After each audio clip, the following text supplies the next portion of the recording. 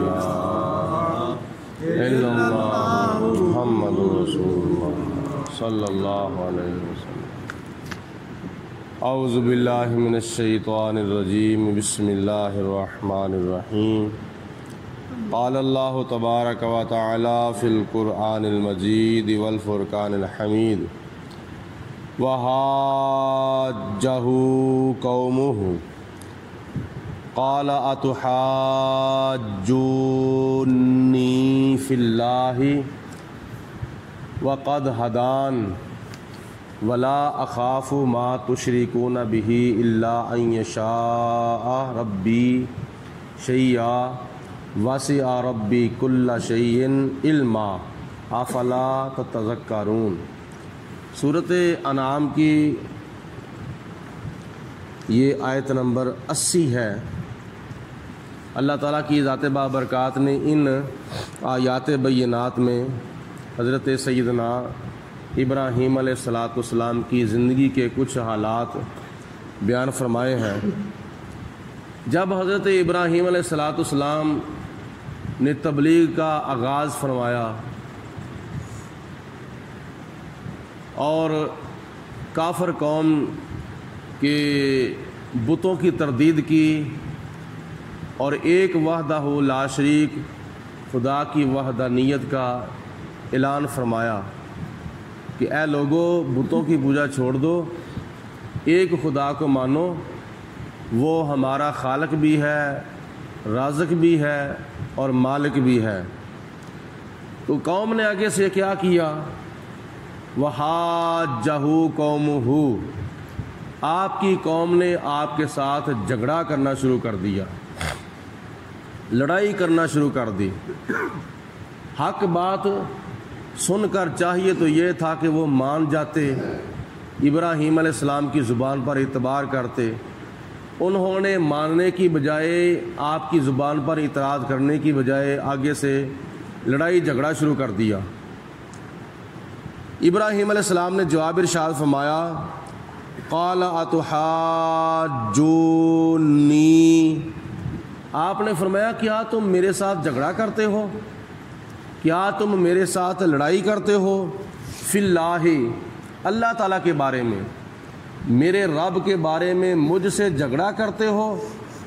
वक़द हदान, और हालांकि मेरे रब ने मुझे हदायत अता फरमा दी है, मैं हदायत याफ्ता हूँ, मैं बेहदायता और गुमराह नहीं हूँ, मुझे रब ने हदायत देकर भेजा है, तो तुम अल्लाह के बारे में मेरे साथ झगड़ा करते हो। वला अखाफ़ु मा तुशरिकूना बिही, जब हज़रत इब्राहीम अलैहिस्सलाम ने आगे से ये जवाब इरशाद फरमाया, पहला जवाब ये था कि तुम मेरे साथ मेरे रब के बारे में झगड़ा करते हो, और दूसरा जवाब ये दिया कि मेरे रब ने मुझे हदायत अता फरमा दी है, मैं गुमराह नहीं हो सकता। तो आगे से कौम ने कहा कि ऐ इब्राहीम, तुम हमारे खुदाओं से और हमारे बुतों से डरो, ऐसा ना हो कि हमारे बुतों की मुखालफत करने की वजह से तुम्हारा नुकसान हो जाए और तुम्हारा कुछ बिगड़ जाए।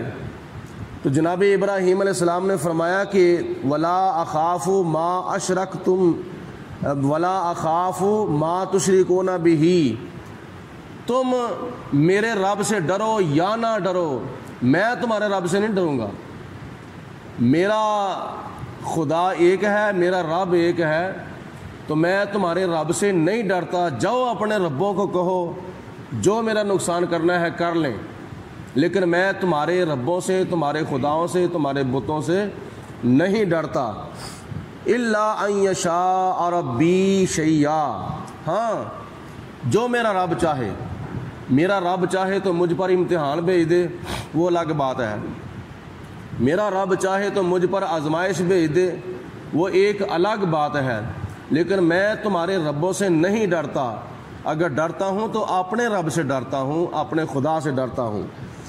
वासिअ रब्बी कुल्ला शैइन इल्मा, और मेरा रब का जो इल्म है वो तमाम चीज़ों को घेरे हुए है। कोई भी चीज़ मेरे रब के इल्म से बाहर नहीं है। मेरा रब तो सब कुछ जानता है और सब को जानता है। افلا تتذکرون، کیا تم نصیحت نہیں پکڑتے، کیا تم نصیحت حاصل نہیں کرتے؟ یعنی ایسی باتوں سے میں تمہیں سمجھاتا ہوں، ایسے طریقوں سے سمجھاتا ہوں، تو پھر بھی تم نصیحت حاصل نہیں کرتے، پھر بھی تم عبرت اور سبق حاصل نہیں کرتے۔ حضرت ابراہیم علیہ السلام نے اپنی قوم کو جھنجھوڑا اور پھر فرمایا وَكَيْفَ أَخَافُ مَا أَشْرَكْتُمْ، اور میں تمہارے رب سے، تمہارے خداؤں سے کیوں ڈروں اور کیسے ڈروں، کیونکہ تم ان ربوں کی پوجا کرتے ہو وَلَا تَخَافُونَ أَنَّكُمْ أَشْرَكْتُمْ بِاللَّهِ، اور میں ان سے نہیں ڈرتا جن کو تم نے رب کا شریک بنایا ہوا ہے، تم نے جھوٹے خدا جن کو بنایا ہوا ہے، اور ان کی حیثیت یہ ہے کہ ما لم ينزل به سلطانا، ما لم ينزل به علیکم سلطانا، میرے رب نے تمہارے ربوں کی ربوبیت اور تمہارے ربوں کی الوہیت کے بارے میں کوئی دلیل نازل نہیں کی، کیا تم ان کو اپنے رب کا شریک ٹھہراتے ہو جن کی پوجا کرنے کے لیے خدا نے کوئی دلیل نازل ہی نہیں کی، کوئی اتاری نہیں ہے؟ تو جب تمہارے ربوں کے معاملے میں تمہارے پاس کوئی ان کو الہ ماننے کے لحاظ سے ان کی پوجا کرنے کے بارے میں کوئی دلیل ہی نہیں ہے، تو پھر میں ایسے ربوں کو کیسے مان سکتا ہوں، میں ایسے ربوں سے کیسے ڈروں گا؟ میں تو اس رب کو مانتا ہوں جس نے زمینوں کو بھی پیدا کیا ہے، آسمانوں کو بھی پیدا کیا ہے، ساری کائنات کو پیدا کیا ہے۔ فَأَيُّ الْفَرِيقَيْنِ أَحَقُّ بِالْأَمْنِ، تو تم مجھے بتاؤ کہ دونوں فریقوں میں سے امن اور سلامتی کا زیادہ حقدار کون ہے؟ یعنی ایک تم ہو جو رب سے نہیں ڈرتے، رب کو نہیں مانتے، اور ایک میں ہوں جو اپنے رب کو مانتا ہوں، اس کی پوجا کرتا ہوں، اس کی عبادت کرتا ہوں۔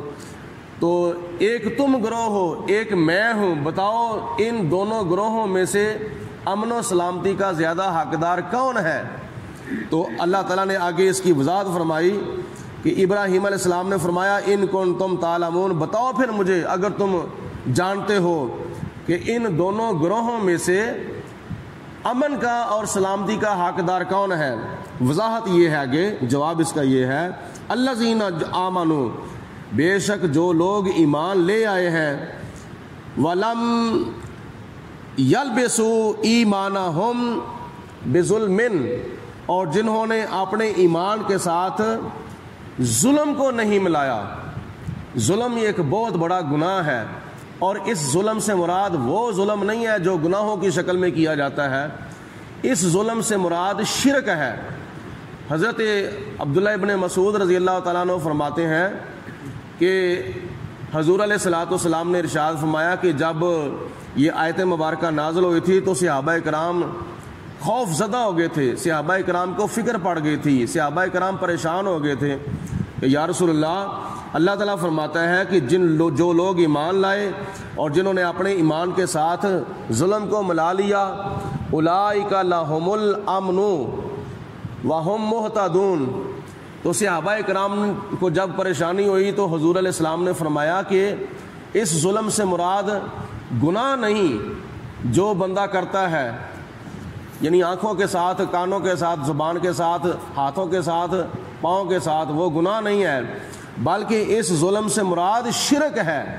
اگر کوئی بندہ ایمان لانے کے باوجود اپنے ایمان کے ساتھ شرک کو نہیں ملاتا، جو ملاتا ہے اس کے اوپر تو اللہ تعالیٰ کا زوال اور وبال پڑے گا۔ لیکن جو پچھلی آیت مبارکہ میں ایک سوال کیا گیا ہے کہ دونوں گروہوں میں سے امن و سلامتی کا حقدار کون ہے، تو اس کی وضاحت یہ ہے الذین آمنوا ولم یلبسوا ایمانہم بظلم، جو لوگ ایمان لائے ہیں اور اپنے ایمان کے ساتھ ظلم کو یعنی شرک کو نہیں ملاتے، اولئک لہم الامن، یہ وہ لوگ ہیں جن کے لیے امن ہی امن ہے، جن کے لیے سلامتی ہی سلامتی